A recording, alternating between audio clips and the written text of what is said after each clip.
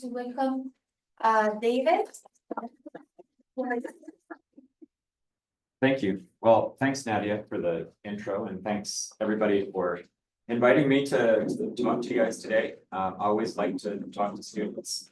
I think it's great. I'm happy to the great turnout as well. Although I suspect the Chick-fil-A probably has something to do with it. That's fine. I'm not gonna not gonna split hairs there. So I thought about, what would be valuable for you guys to hear from somebody like me. I'm a reservoir engineer. I've been a practicing reservoir engineer for, as you said, 26 years. It's a long time. Things have changed a lot during my career, like a bunch. Most of the change has happened just in the past few years. And so one of the things I want to talk to you about is like what has changed, where sort of, where I see things going. What is it going to take to have a career as a petroleum engineer, now as opposed to when I started my career? And I think maybe more importantly, what do I think is going to stay the same, right? Like certain things I think about our business and what we do change dramatically, but some things will never change. I think it's important to keep an eye on what those are, like the fundamentals. And so it's a bit of a mixed bag of things I'm going to talk about. If you guys have any questions, please, let's keep this informal. I don't want to be the only one talking. Maybe I'll call on for you guys for participation as well. Well, yeah, we'll save lots of time for questions. So there's really two parts to this talk, which kind of will blend together, I think, but they're individual ideas that I have, and I'm passionate about both of these ideas. I built my career on rate transient analysis, so it's obviously a passion of mine. I'm going to tell you guys a little story about how RTA has sort of changed, I'm going to say reshaped how reservoir engineers do their job, and to a larger degree has shaped how E&P companies operate in a sense, how they actually do subsurface engineering and how they make decisions. When I started my career, there really was no rate transient analysis, just a whole bunch of separate things that people did, and it's really changed how the industry operates. So I'm going to talk a little bit about that, give you a little bit of a history lesson on that, and then that's going to lead a bit more into this in a broader sense. How are we, as folks that are just coming out of school and probably going into industry, what is your career likely to look like as a practicing petroleum engineer if you're working in industry? That's a very different picture now than it was 26 years ago. And I think there's some really exciting opportunities for you guys the way it is right now. And I'll talk a little bit about that.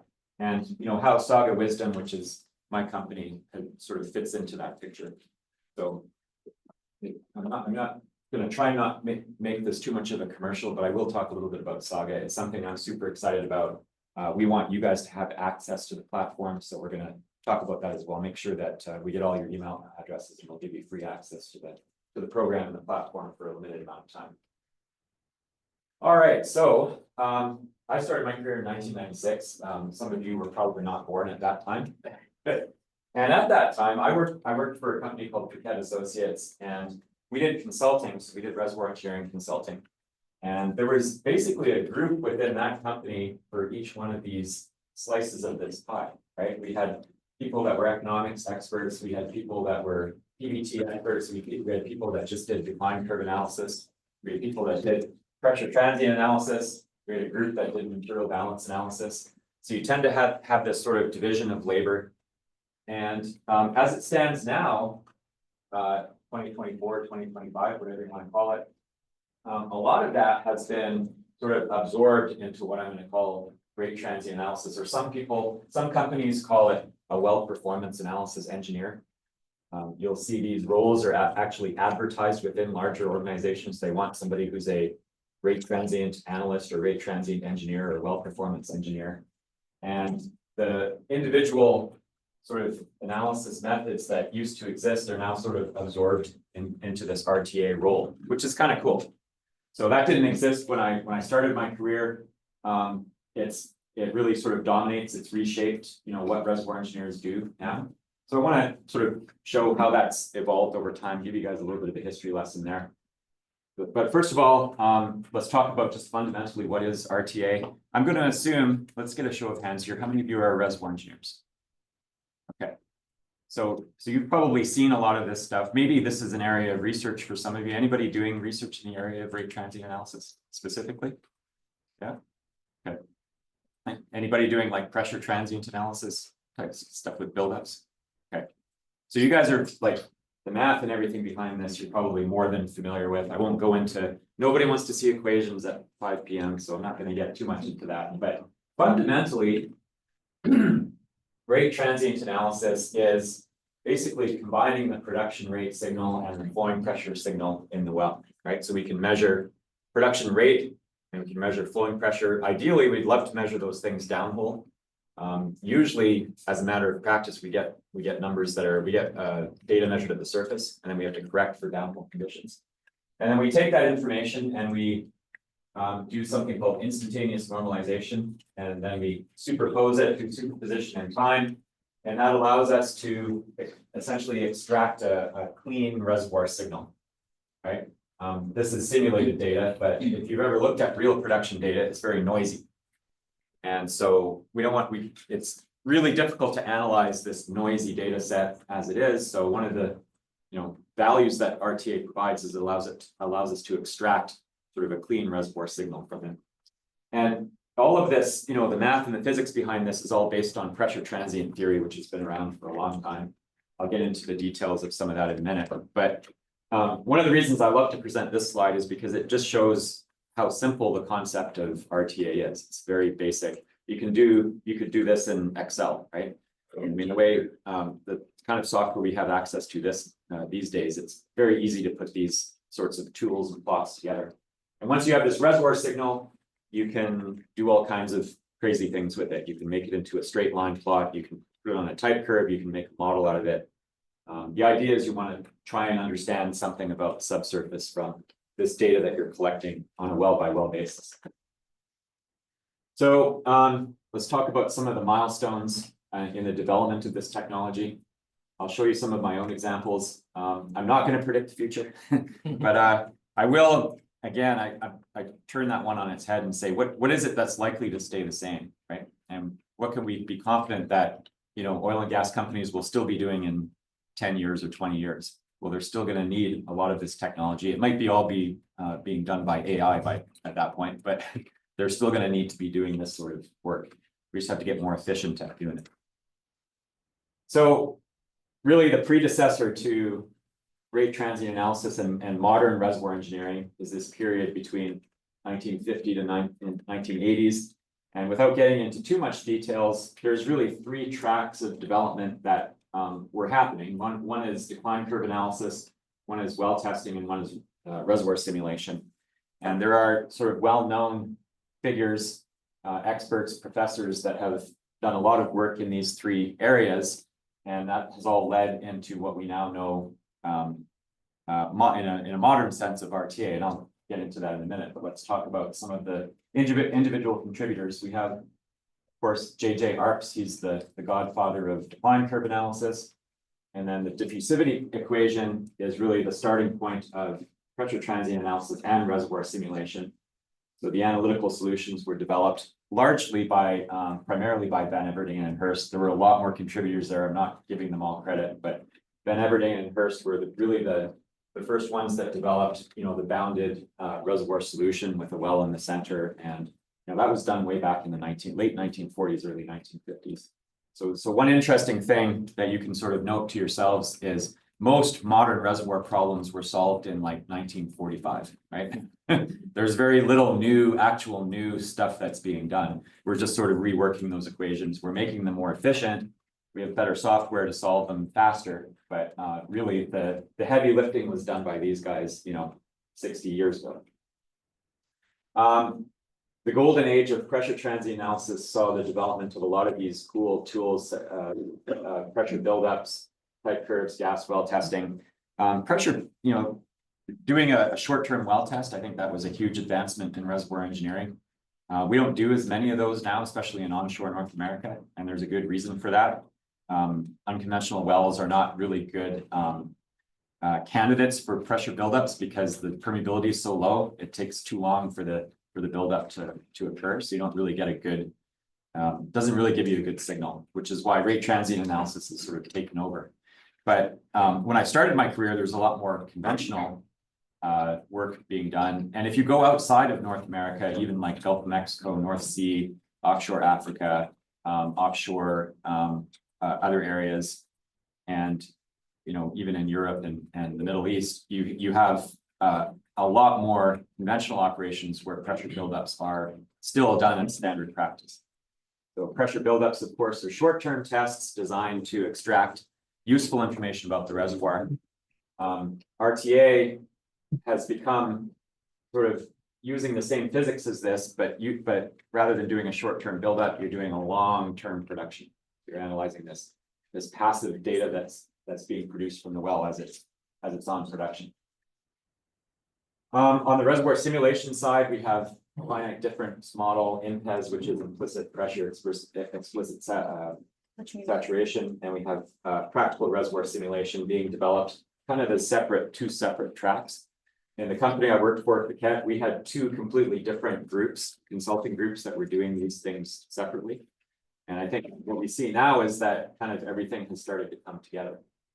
So really the first thing that you can really define rate transient analysis, although it wasn't called rate transient analysis at that time, is when Fedkovich developed his combined decline curves and type curves, where he combined the Van Everding and Hurst models and type curves with ARP's depletion stems. And that was really the first step to what I would say in a modern sense is RTA. And then we have some contributions from folks like Frame and Wattenberger and Blassingame, which I'll talk about. And on the well test side, we had derivative analysis from Bourdet. That was a huge advancement, which allowed analysts to really see flow regimes. Derivatives it gave some really cool pattern recognition where you could look at a plot and really understand what's going on in the subsurface if you had clean data. And we can still do that with RTA, but it's a little bit messy. The data quality is not as good, so it's hard to do derivative analysis on production data, but of course we do a lot of derivative analysis on pressure buildups. So that's like your really high 30,000 foot view of how things have sort of developed over time. And then you have this sort of merging of the reservoir simulation path as well. So now we have kind of everything coming together, right? All of these tracks, all of these individual disciplines have merged together. And this has happened sort of in the early 2000s when I started my career.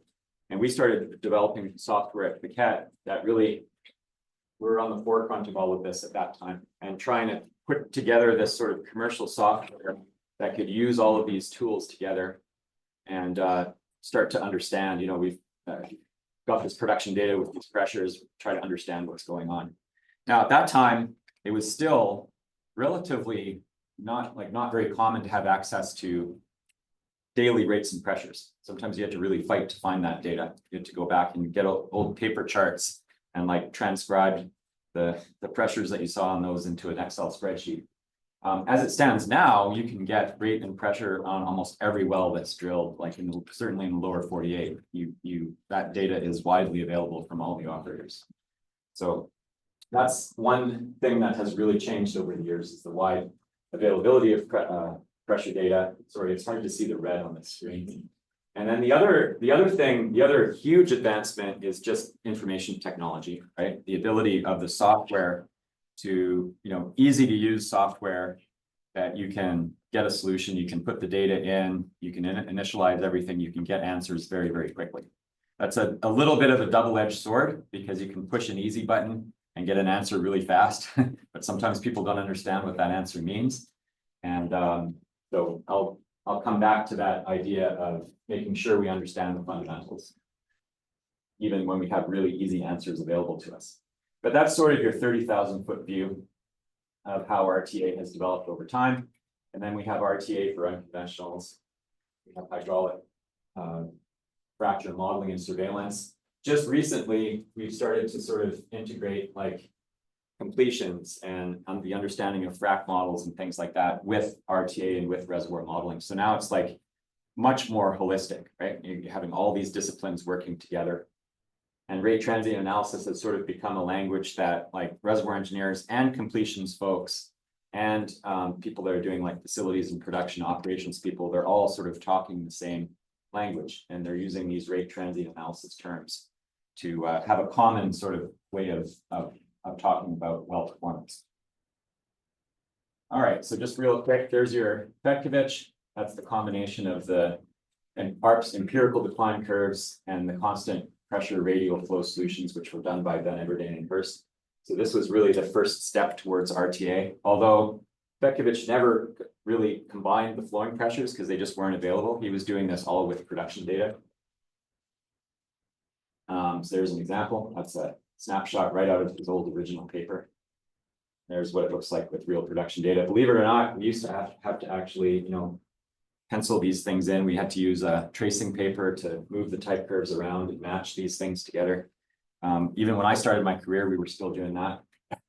We had these big binders, right? And all the type curves were in binders. Do any of your profs make you do that? Just to, yeah, good. Because it's something that you should go through just for the experience of it, right? It teaches you a lot of like, because when you do it on a computer screen, it's you miss a lot of the underlying stuff that goes on behind it. It's good to go through that and get a real sense for what it means. So there were two critical RTA innovations circa 1990. One of them was the ability to reconcile the gas material balance with existing analytical models. Believe it or not, like the software Picat had and some of the competitors back in the early 2000s, we couldn't do simple gas production forecasts. Like we could do a decline curve, like an ARPS decline curve, empirical decline curve, but we couldn't do a simple analytical model because the assumptions around all the well test equations, of course, are constant compressibility, right? So you'd have this like incongruency between the gas material balance and the production forecast, especially over a long period of time where the reservoir pressure depletes. So there'd always be a mismatch. If you assumed initial compressibility all the way through, the forecast would inevitably be too pessimistic because it's not taking into account that you get this gas expansion effect that happens. So this problem was solved in the early 1990s by combining the material balance and building it right into the time function. So you have this material balance pseudo time idea, which I got to hand to these guys, like their ability to get into an altered mind space to figure that out. Very impressive. So, and then the other one was the recognition of rate pressure equivalency and using material balance time. This idea that you can solve a problem, we know the well test solutions are mathematically, you have to have constant inner and outer boundary conditions, right? Like the minute you try to throw changing rates and pressures, none of those solutions work. They have to be like very simple, either constant rate, constant pressure solutions. So how do you get, there's no production data that exists that way. Production data is noisy, its rates are changing. So this idea that there's this very simple way of superposing all that data using material balance time, that was, in retrospect, seems really easy, but at the time it was a major breakthrough because nobody was really thinking about it that way. So this idea is basically saying that, you can take this long production data set that goes on for many, many years, and you can distill it down into something that just looks like a constant rate drawdown test, right? We all know what a constant rate drawdown test is supposed to look like. We know what the type curve is supposed to look like. So we can take the data points and mold them into a form that resembles that. And that's it. That was a huge advantage because that allows you essentially to remove the dependency of operating conditions from your analysis. So you can have a well that produces at constant pressure, you can have a well that produces at constant rate, and you can analyze them on the same type curve and get, your apples to apples comparison. So Tom Blasingame gets a lot of credit. Now, despite the fact that he's an Aggie, we still have to recognize his contributions here in this room. But and there's a lot of folks that came out of UT that did a lot of good work in this area as well. But he gets credit, and he and his team get credit with a lot of the really early important RTA advancements, I would say. Okay, just a little quick demonstration. You guys have probably all seen stuff like this before, but this just shows you sort of a picture of this idea of gas compressibility, right? Having to be updated on the fly, adjusted on the fly. This is a flowing material balance plot. It has this sort of expansion contraction feel to it, right? Because all the positions of all those data points have to be continually updated with new information about the compressibility as a function of how much depletion is occurring. So it's a very much a nonlinear analysis. Now we have computer software that can solve this problem. Imagine doing that problem by hand, right? Which everybody should do that once too. That's a lot of work. You're basically iterating, estimating an original gas in place and iterating on that solution until the data points line up with your extrapolation. So it takes a little bit of work to get there. All right, so the industry largely started applying RTA on conventional gas. I would say like this was the era, the golden age of natural gas, where the prices were above $5, $6, $7 per MCF in some cases. So there was a lot of gas well testing being done, and a lot of people wanted to extend that idea to producing wells and understand using RTA what was going on. We did a lot of that sort of analysis.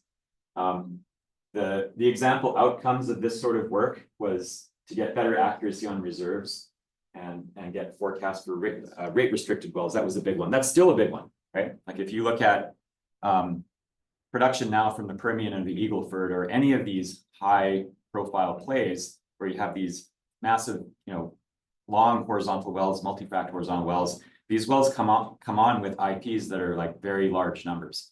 So they have to be rate restricted at the beginning. You can't use decline curves to forecast rate restricted wells.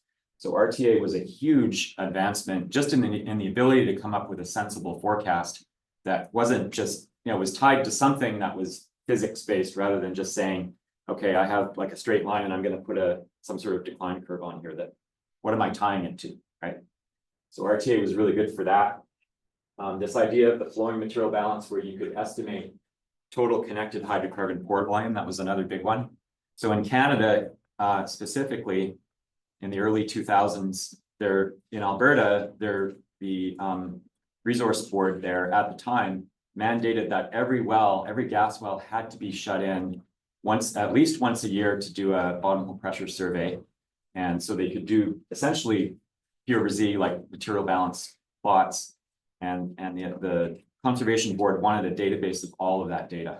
So what started happening in the early 2000s is a lot of these wells, they were drilling progressively tighter and tighter reservoirs. So you're getting lower permeability systems, and shutting in these wells was not really viable, right? They weren't getting good buildups out of them. So what happened is this idea of a flowing material balance was essentially replacing the idea of shutting in a well.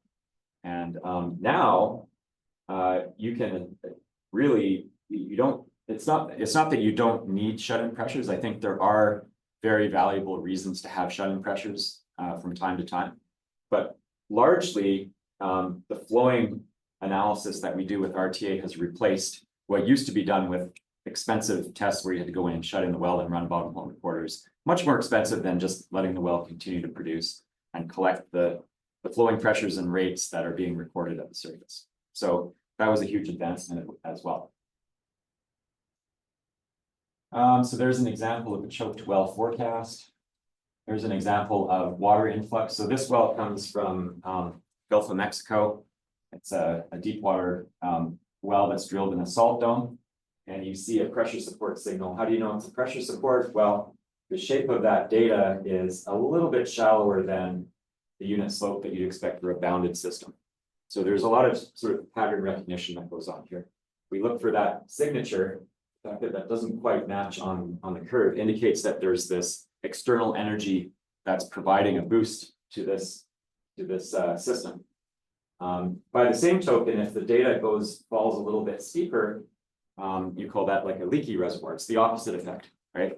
You're either having a pressure supported reservoir that's indicated here, or you have I don't think I have an example that shows it, but you have the other option is you have a leaky reservoir, and that's indicative of like interference.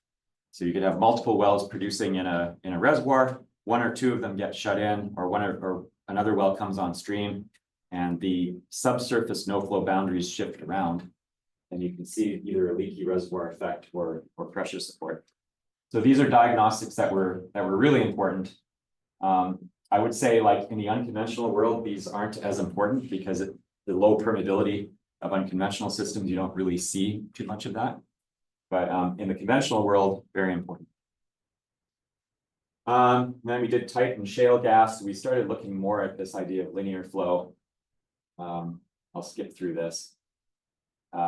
Linear flow started to become really important and still is. So let's sort of take a walk through the economics of the situation. I mentioned there was this like golden age of gas, of natural gas, which, by the way, I feel very strongly that will come back. Natural gas is really like, it's always sort of come to rescue the oil market when it needs to. There seems to be a good, interplay between oil price and gas price. So I think natural gas prices will sort of return, and companies that have taken the long position on natural gas, I think, are going to do very well and are doing very well. But we're currently, if you look at this chart, we're in a place now where over the last 10 years, it's been much more, the focus has been on the liquids rich plays, obviously the oil plays. Oil price has been much higher. So we had this period here, which was where we were mostly focused on gas single phase. And then over the last 10 to 15 years, it's really been a shift to oil multi-phase. The reason I mention that is because it's much like these were very easy analyses. It was easy for me to earn my paycheck doing this stuff. When I had to start doing this stuff, I was really working for my paycheck because this is much more difficult, right? Analyzing oil, and you guys probably know the reason, you're from the equations and the point of view of, how these models work. The minute that you have multiple phases flowing together in the pore space, everything gets complex very fast. It becomes a nonlinear problem. Maybe some of you are doing some research on those areas, but this has obviously become a very important part of what RTA has to do, right? So we have to solve the problem in a much more complex fluid flow type system than what was happening a little bit earlier. Okay, not only are we looking at multi-phase, but the geometry of the completions is now much more complicated as well, right? Instead of just having a single vertical penetration where you can really just looking down on it, it looks just like a point, and we have like radial flow coming into this well. Now we have this like long horizontal with multiple vertical fractures. So we've made the problem much more complicated, right? Which is good because it ensures that we're all going to have jobs, because this is not easy to solve.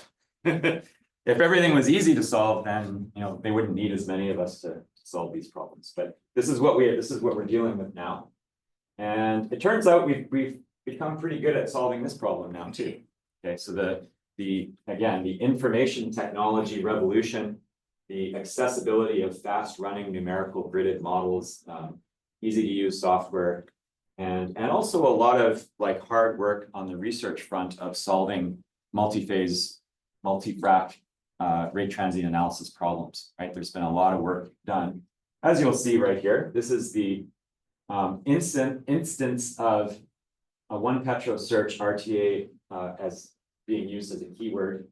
This is sort of my very loosely correlated way of showing how prevalent rate transient analysis research is in the industry. Okay, it's not a direct indicator, but it should show some correlation. So there's not that much mention of it here because this is still in its infancy. It's a very small sort of segment of what the general population of reservoir engineers are doing. Fast forward to 2018, 2019, it's a huge gain in instance, and that can be partially correlated with US domestic oil production.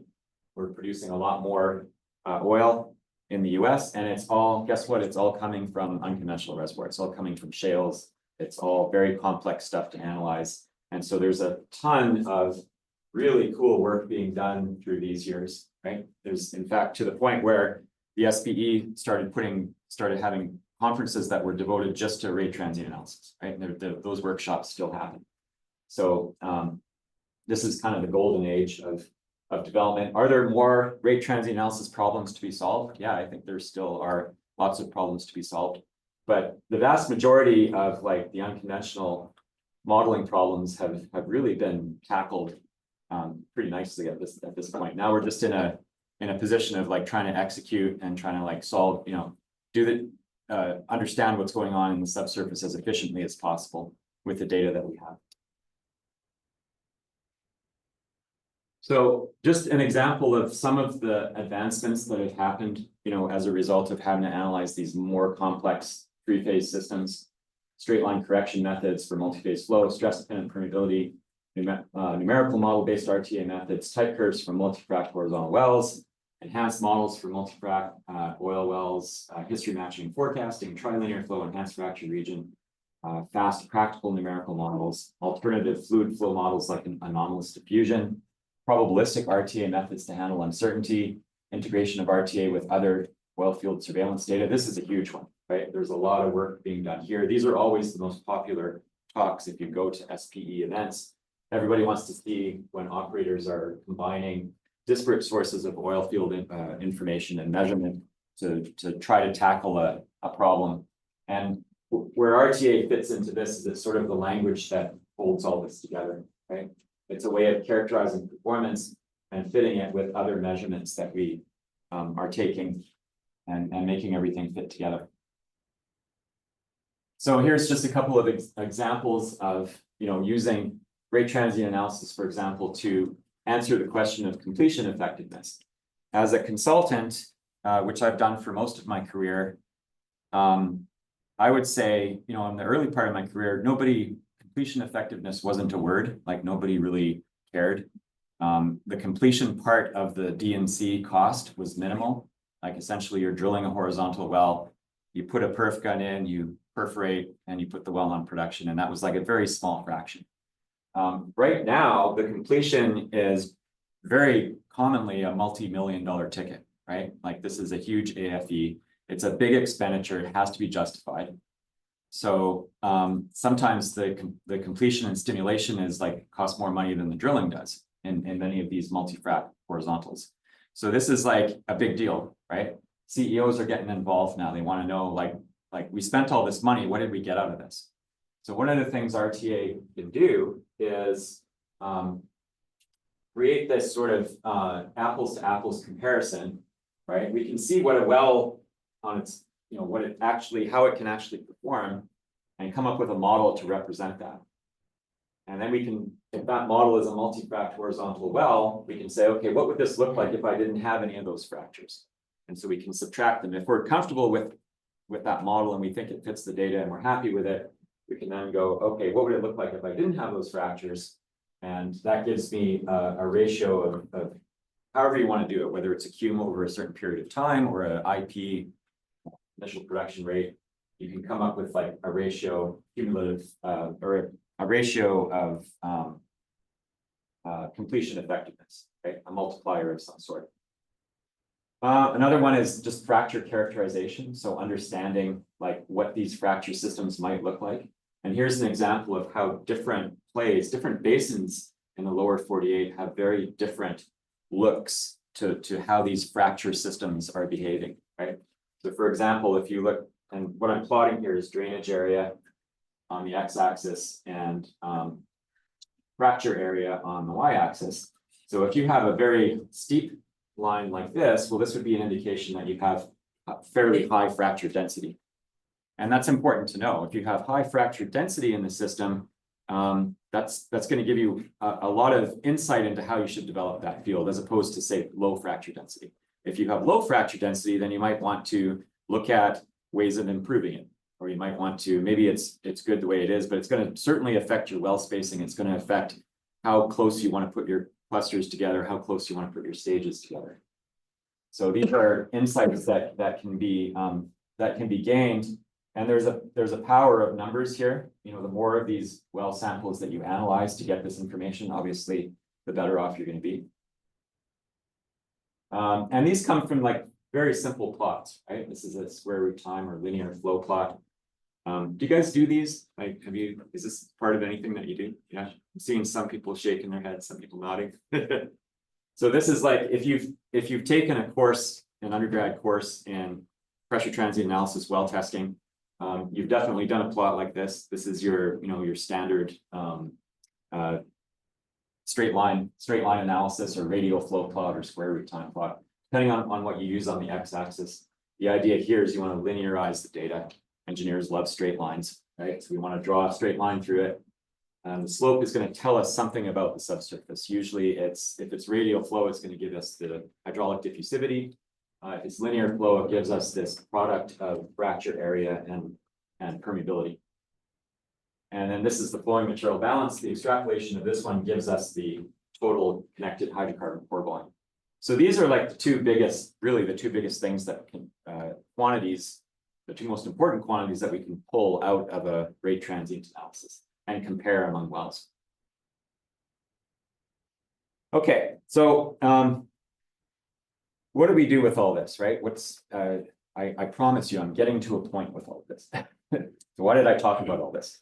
So here's some just sort of general observations that I can make in my career, and hopefully what I'm sharing with you will be helpful for you guys as well. What have I noticed with all of this stuff and how it relates to what reservoir engineers are doing and what they should be doing in the future?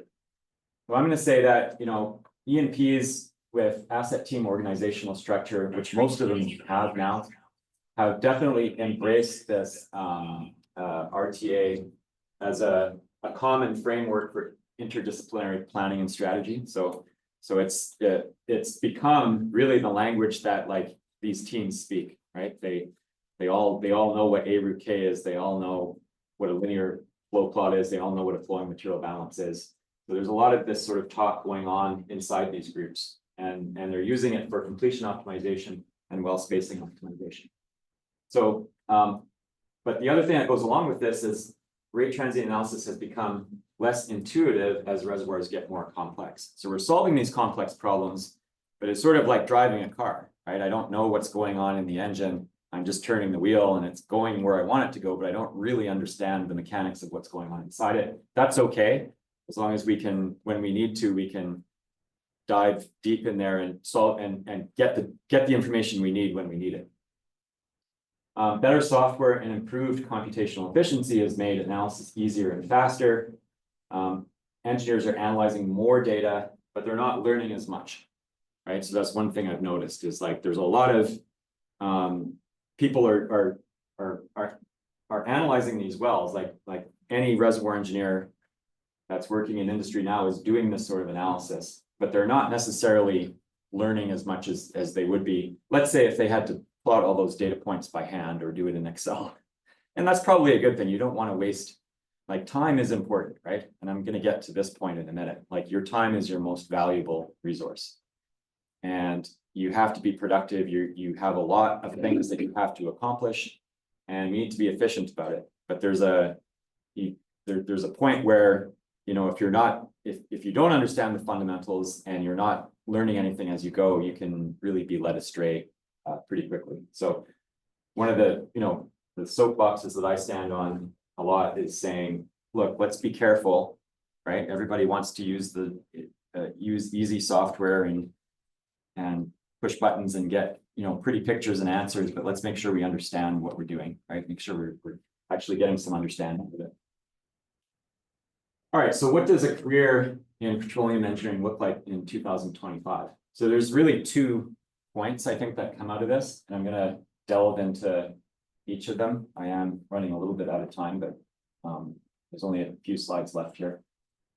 We have unprecedented access to information and knowledge. I think everybody would agree, right? There's been this information technology revolution, right? Like you can literally find the sum total of human knowledge by like going on your device. You can get an answer to any question you have. So that's great, right? That should help us solve problems. Well, there's something that goes along with this though, right? Because we have this, there's now a much higher expectation of performance because you have these tools now, right? When I started my career, like I built a career as a specialist, and I think I'll talk a little bit more about that in a minute, but I think that is going away. I think what you're going to see is there's less people being specialists, and we'll talk about that in a minute. But so you have this higher expectation of performance. You have to have proficiency across many disciplines, and you have to have enhanced and better productivity, right? So I'm not trying to scare you guys, but these will be the expectations. They already are the expectations. The industry has streamlined itself. We're in a consolidation phase, and these cycles will continue to occur. But you have to be, you have to be very, very efficient with your time, and you're going to be expected to do a lot. So if you think of this circle as like, the domain of expertise as that exists in petroleum engineering, right? Like this is all the work, say, in the Society of Petroleum Engineers, all the papers that have been written, all the textbooks that have been written. Traditionally, we have like about half of the people are generalists and about half of the people are specialists. So the role of the specialist was always to push the envelope, to push the frontier of knowledge, right? Some of you are doing research, you're doing this, right? You're pushing the frontier of the knowledge, you're trying to push this boundary out. And I was one of these people as well, right? I've done this throughout my whole career. I've been one of these guys. And there's also the people that are the generalists, which to be honest, those are the folks that are usually getting the work done, right? Those are the ones that are working at oil companies or drilling wells. You have to know a little bit about a lot of things to do this. This is sort of a traditional picture of what I think is going on. The modern technical career, I think, and you guys tell me if you disagree with this, but I think we're now in a phase where there's very few specialists left.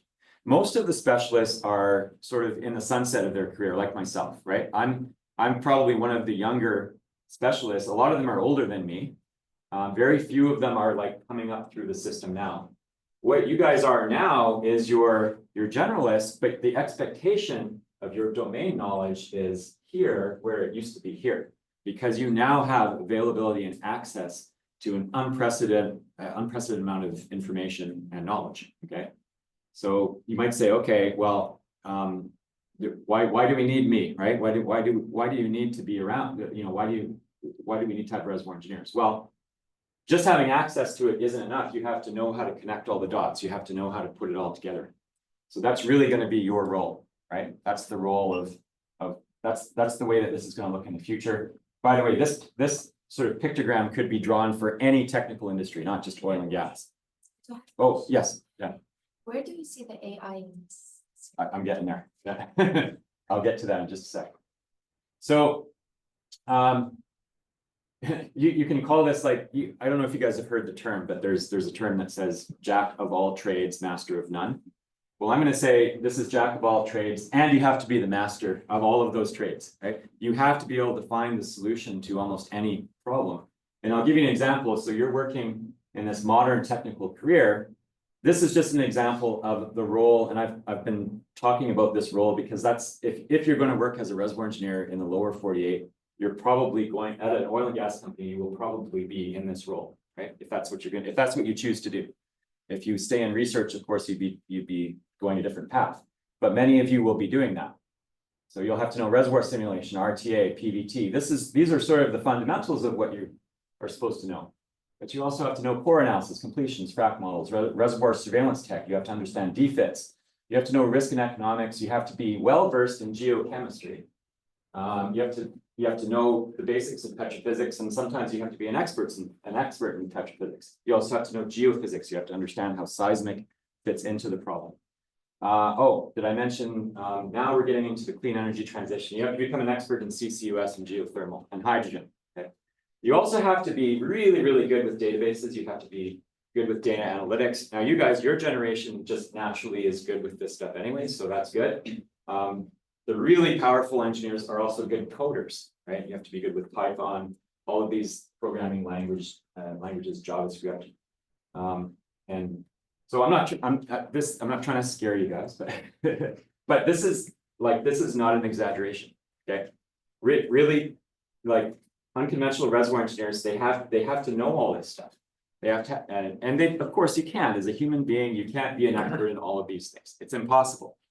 when I was coming up in my career, I picked one of these things and I put my head down and I spent 10, 15 years just being the best at that. That's not the way careers are going to go in the future. And they don't have to, because like we're in a massive digitalization revolution where like access to all of this stuff is already there. And this is where I'm going to sort of make my plug for Saga. So how do you get this knowledge? Well, these are all your experts standing around the outside here. These are your expert advisors. So you have a community of experts. So how do you get this? How do you push the domain knowledge of these generalists?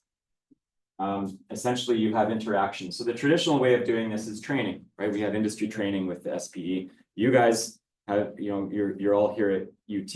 You're training. You're learning from experts. So a big part of this is post-secondary institution, preparing you to go out into the workplace. But this has to continue. This doesn't stop when you're in university. This has to continue more. It's more important now than ever that this continues as you go into the workplace as well. So the idea, maybe the animation was lost there. The idea is that this is supposed to push your envelope of knowledge, give you, the interactions with these experts. The problem with this in a traditional sense is it's time consuming and expensive.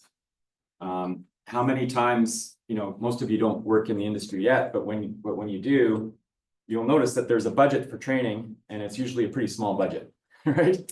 And if you might only be able to take one class, go to do one training session at an SPE course, and that's it, you've used up your whole budget. So it does become a problem. All right, you had your question about AI.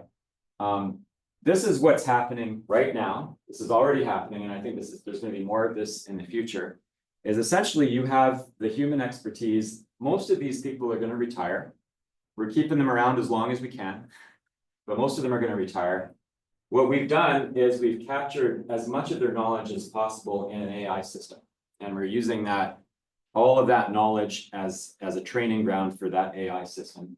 And now that becomes your group of trusted advisors, your community of advisors. Yeah. It's not the other way, like human, they are the experts in AI, they are the generalists or kind of help. That's a very interesting, yes. Like if they are This is, so I want to be sort of clear here, is that like you might look at something like this and go, you think about the Terminator, right? Are they taking over? Yeah. No, this is like there's lots of horror stories about where AI could go. This is a very passive system, right? These are just intelligent systems that are going to help you get the best learning path that you can to solve a specific problem. That's what it's designed to do. But you're absolutely right. Yeah, I mean, you can definitely turn this around. And another way to use AI is this is a person say, well, I'm going to use this to do repetitive tasks that I don't want to do. That's an entirely different application. So this application is very specific. It's like there is all of this. We have on our Saga platform, we have over 500 hours of expert video transcript that's like all in this AI system, right? And we can get any little bit of that and we can put it together. The large language model can summarize it. It can come up with a lesson plan for you, which I wanted to show, but I don't think there's going to be time today. But we do have this really cool thing called Mimir, and it's you can basically have it put a lesson plan together for you and to solve a specific problem. So you can say, hey, I want to. What would I need to learn in order to like build a hydraulic fracture model? And it will find all of the lessons on the platform and put together a lesson plan for you and even schedule, how you want to take those lessons. So it is a pretty cool idea. But that's, in a nutshell, that's the direction we're heading. There is an exponential efficiency gain by doing this. And by the way, I would hate to see a world where there's like no specialists left. We still need to have specialists. The frontier of this boundary isn't going to expand just with AI. I think there has to be human beings involved with that. But for the knowledge that already exists, getting that knowledge into a database before these folks retire, that's, Mike and I that's our mission, right? With Saga is we want to make sure we already have this network of like very well-respected experts in the industry. And we have them in our studio. Give us your best stuff, give us the hours of your training. We're gonna, make these videos, make sure they're all transcribed. We have all of these lessons available. And you can go in and take the full course, but what this does is it gives you this efficiency gain, right? It says, look, ask a specific question and the AI agent will go and like grab the information that you want and help, design a way for you to get to solving the problem that you're trying to solve. Yeah, so there we go. This is my last page, which is just our little plug for Saga platform. How many of you have gone to sagawisdom.com? Have you taken a look at it? Okay, yeah, you said you've subscribed and taken a few courses. Do you like it? Yeah, it's pretty easy to get in there and use. It's obviously in our best interest to have you guys using it. If you're going to be petroleum engineers working at oil companies, we want you to be familiar with our stuff. Our primary, business is selling this platform into oil and gas companies. So, but if you guys are using it, also we want to hear your feedback on it too. If there's stuff that you like or don't like, so we're going to make sure that everybody in this room has access to the platform and can go check it out. And you can also, give either of us a call, and we're happy to give you a demonstration or show you how to use any part of it as well. So, wow, I talked for longer than I thought I would, even for me. Yes, yeah. Oh, I thought you were about to finish. Oh, yeah. You just got it. I'm done. Yeah, thank you. So I didn't leave very much time for Q&A, but happy to take any questions that you guys might have. Yeah. Okay, so can you go back to the generalist versus expert? Yeah. So for some reason you judged it based on generations. Does that make sense to you or no? I don't think it's generations. I think it's just it's just more circumstantial. Like it's the fact that like there isn't a reason why there isn't a reason why there'd be less people that want to be specialists now. But I think there's less of a need for specialists now. How did you judge that? Because Like, I'm not trying to challenge you, I'm just asking. yeah. You know. I think the answer is that, like, I think of my own career, right? And the opportunity I had to sort of become an expert in RTA. I don't think there's a similar opportunity to do something like that now, because most of the most of the knowledge, like I said before, is widely accessible. Like if you want to become an expert or you want to get an answer to a very deep dive expert question, you can find it. So you don't, it's a matter of efficiency and you get what I'm saying? Like you just don't need to do it. Now, I'm not saying that there shouldn't be experts. Like that envelope still has to be pushed. And the only way that's going to happen is if someone becomes a specialist and is like passionate about that little sliver and they want to solve those problems. Are you saying that the rate of expert generations would decrease? Is that what I'm just trying to? Yeah, I'm saying that the ratio or the proportion of workers in thought industries that are specialists it has been going down and will continue to go down. If everybody is going to be more of a generalist. That's what I'm seeing. Yeah, and I don't see that trend changing anytime soon. Sorry, who's first? Yeah. Sure. Just a comment, I don't know whether you would agree or not. Do you think like specialists versus generalists would be like more, if a person works in industry, they should be more of a generalist. If a person works in research and development, they should be more of a specialist, or like an educational level. Like if you are a PhD, then you are like a specialist. If you're in bachelor or master, then you are maybe more generalist. Yeah, I think like if you're, obviously if your goal is, if you're a PhD candidate and you have like a topic of research, you're going down the path of being a specialist. And I don't want to dissuade that. In fact, I think that's really important, right? Because of the trend, exactly because of the trend I'm seeing where there are less specialists, we still need to like push that boundary outward. I don't think it doesn't necessarily depend on what degree you have. It more is like what role you have in the industry. Like it's a very different role to be a researcher than being a reservoir engineer working inside an oil and gas company. You're doing, those are very different jobs, right? And as soon as you're inside like a oil and gas company is a business, and their primary goal is to make money, to return money to the shareholders, right? If it's a big public company. So they're going to want you to do things that further that cause. And for the most part, those things are going to be generalist. You're going to have to do all those things I had written up there. You have to, you know, when you need those tools, you need to know where to find them. You need to know how to pull them up. You need to know how to do that, right? And that's more of a generalist type approach. Yeah. Yes. Yeah. So, let's say if we look into this large language model, they tend like now to perform better than any human being, no matter how good you are. And they have access to more knowledge than any human can ever have. Right. If he spent like all his Yeah. life reading, he will never reach that. Yeah. Why do we need a human anymore? We don't need them. So this is Yeah. like the truth. Yeah. Well, would you trust, I guess the question is like, are we at the point that, you know, an AI, for example, could completely do the job of a reservoir engineer? I think we're getting close to that. We are really close to Yeah, that. I think we are getting very close to that. And honestly, I don't know what happens when all of a sudden we're not needed anymore. Like, are these things making the decisions for us? I think, you know, it would be in your best interest if you want to have a career here to understand, to be able to leverage the value of AI for sure.